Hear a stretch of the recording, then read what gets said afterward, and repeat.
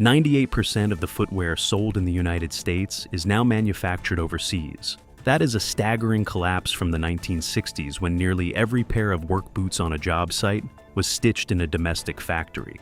You likely remember when a pair of Wolverine or Red Wing boots was a 10-year investment. Today you are lucky to get 18 months of hard use before the sole separates or the leather cracks. The American work boot did not just get worse by accident. It was systematically dismantled to satisfy the balance sheets of massive holding companies. For over a century, a work boot was defined by the Goodyear welt. This was a strip of leather or rubber stitched to the upper and the sole that allowed the boot to be repaired indefinitely.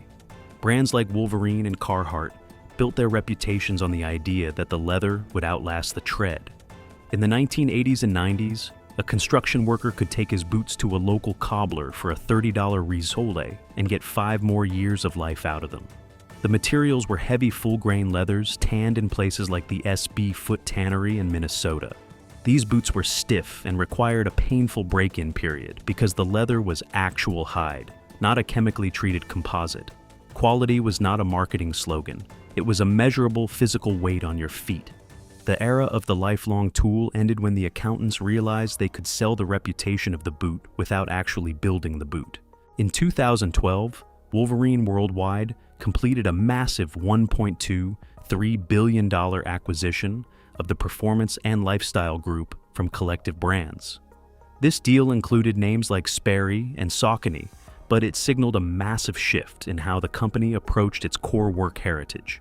Suddenly, the pressure to service the debt from a billion-dollar deal outweighed the pressure to maintain a century of craftsmanship. Manufacturing was aggressively offshored to facilities in China and Vietnam, where labor costs were a fraction of the Michigan or Missouri rates.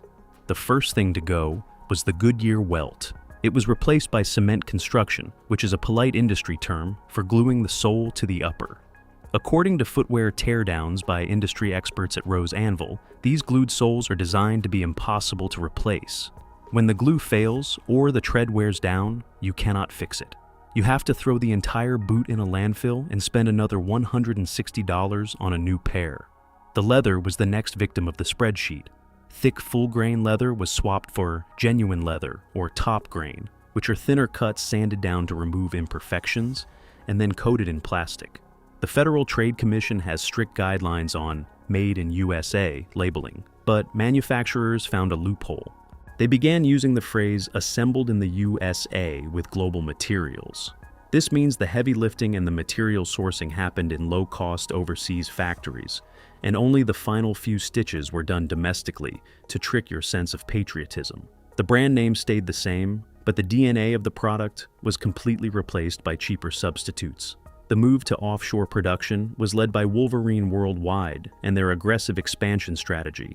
By moving production to China and using lower-grade materials, they could maintain a 50% profit margin even as the quality of the product plummeted. This shift forced other legacy brands like Carhartt and even some lines of Red Wing to follow suit to stay competitive on the shelves of big-box retailers like Home Depot and Lowe's. Industry data from the American Apparel and Footwear Association shows that as domestic production fell, the price of boots actually stayed high or increased.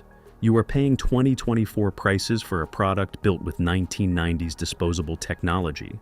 Profit is no longer found in the longevity of the leather, but in the frequency of the replacement. If you want a boot that actually lasts, you have to stop shopping at the mall and start looking at the spec sheets. Ignore the genuine leather tag because that is the lowest grade of hide available. Look specifically for full-grain leather and a Goodyear welt. If the salesperson cannot tell you if the boot can be resoled, you should walk out of the store.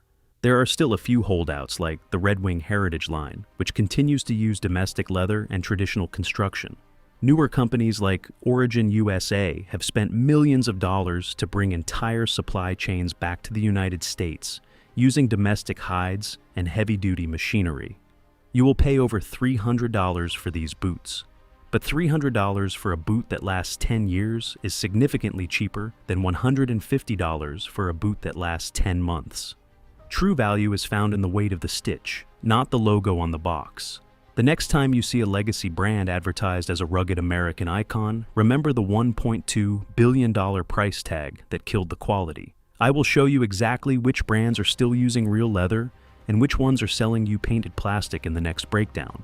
Subscribe to get the data before you buy your next pair of work gear. They stop building things to last. So it is time you stopped paying for things that break